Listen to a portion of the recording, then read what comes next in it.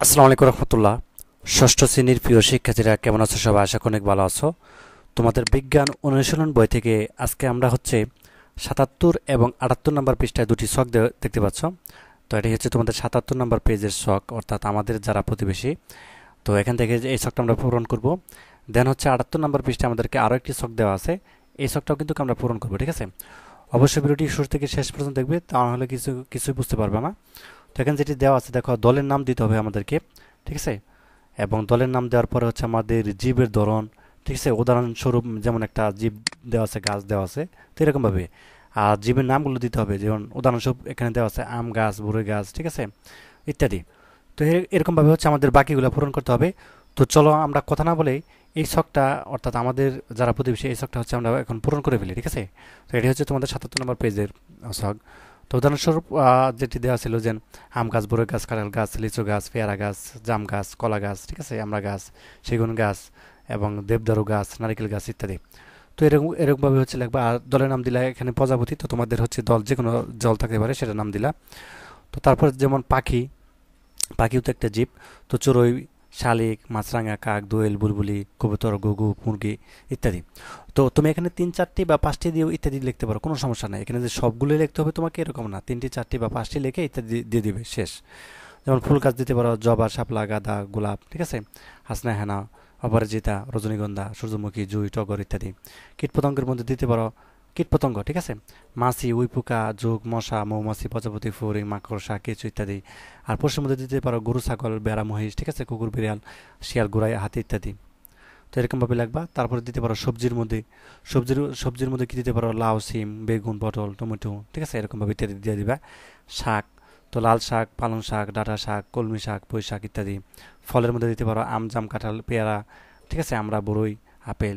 আর মাছের মধ্যে দিতে পারো রুই, কাতলা, ইলিশ, বোয়াল, তেলাপিয়া, পাবদা, কই, এরকমভাবে দিয়ে দিবা ইত্যাদি। ৩-৪টি লিখে ইত্যাদি দিয়ে দিবা, শেষ। আর অণুজীবের মধ্যে দিতে পারো ভাইরাস, ব্যাকটেরিয়া, এমিবা, ঠিক আছে, অর্থাৎ শৈবাল, ছত্রাক ইত্যাদি। সরীসৃপের মধ্যে দিতে পারো টিকটিকি এবং হচ্ছে গিরগিটি বা কুমির, কচ্ছপ এবং গোকরা সাপ, অজগর সাপ, গুই সাপ, লাউডগা সাপ ইত্যাদি। আর স্তন্যপায়ী যেমন মানুষ, কুকুর, ঠিক আছে, বিড়াল, হাতি, ঘোড়া, বাঘ, ভাল্লুক, জলহস্তি ইত্যাদি। তো এরকমভাবে হচ্ছে তোমরা এই ছকটা পূরণ করে ফেলবা। এটা ৭৭ নম্বর পেজ। তো এরকমভাবে হচ্ছে তোমরা জীবের নাম লেখবা এই বাম পাশে, আর হচ্ছে এখানে তোমাদের এই উদাহরণস্বরূপ হচ্ছে জীবের নামগুলো লিখবা, ঠিক আছে, জীবের ধরনগুলো লিখবা, জীবের নামগুলো লিখবা ডান কলামে। তো যাকে আমাদের ৭৭ নম্বর পেজ শেষ। তো তারপরে হচ্ছে আমরা ৭৮ নম্বর পেজে যে ছকটা সেটি চলে যাবো। যেন এবার আমরা ৫ দিন বা ৭ দিন সময় নাও তো তোমাদের বেছে নেওয়া জীব সম্পর্কিত তথ্য সংগ্রহের জন্য।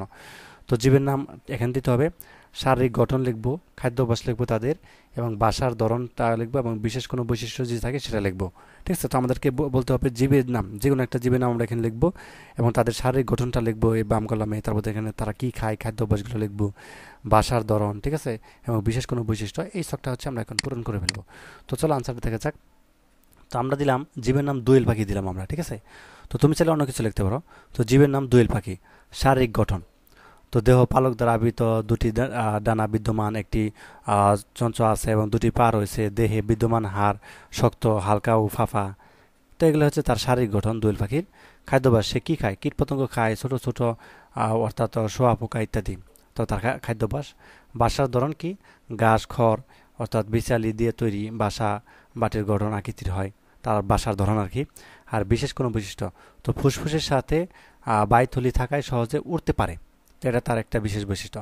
তো যাই হোক, এই হচ্ছে তোমাদের ৭৭ এবং ৭৮ নম্বর পৃষ্ঠার ছক, এই দুটা হচ্ছে আমরা পূরণ করলাম। তো পরবর্তী পর্বে হচ্ছে আমরা অন্য একটা পেজের সমাধান করবো। তো ধন্যবাদ সবাইকে ভিডিও দেখার জন্য। আল্লাহ হাফিজ।